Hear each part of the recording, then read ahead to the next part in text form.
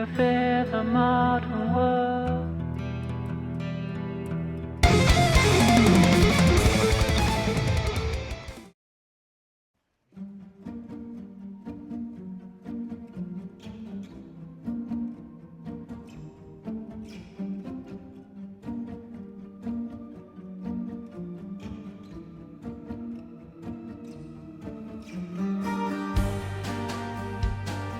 Bonjour les amis,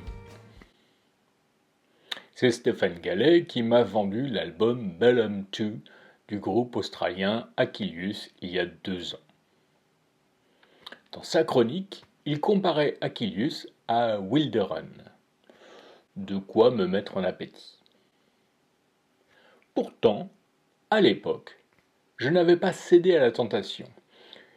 Et c'est en découvrant un peu par hasard un autre album du groupe, Chryseus, sorti 3 ans plus tôt, que j'ai décidé de donner une nouvelle chance à Bellum 2.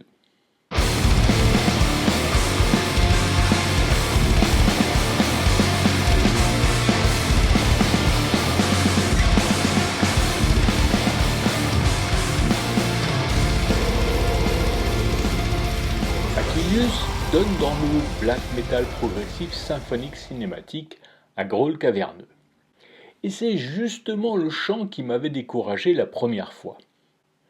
Car après une magnifique ouverture cinématique, l'album balance une charge de grosses voix ténébreuses qui en découragerait plus d'un.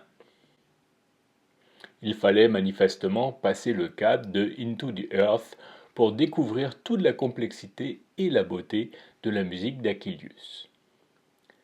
Parce que lorsque vous arrivez au 3e titre, l'instrumental A Solitary Dismice, il est difficile de ne pas tomber amoureux de cet album.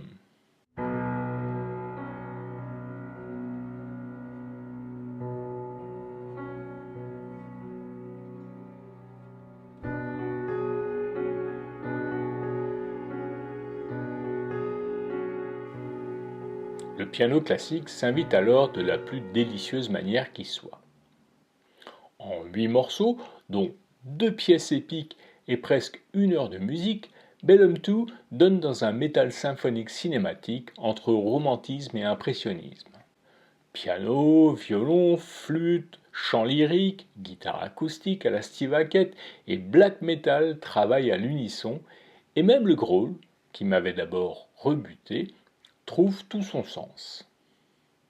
Écoutez donc A Myth of Interest si vous n'êtes pas convaincu, avec la chanteuse lyrique Anne-Marie Valli-Pelto, le piano classique et la guitare mandoline.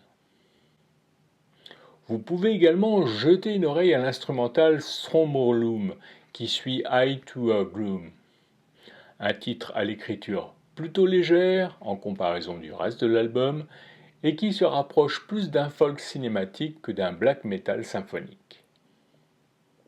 Tout ça pour dire que Bellum 2 est un album d'une grande richesse qui puise son inspiration dans de nombreux univers musicaux dissemblables et arrive malgré tout, et même avec brio, à être d'une grande unité artistique.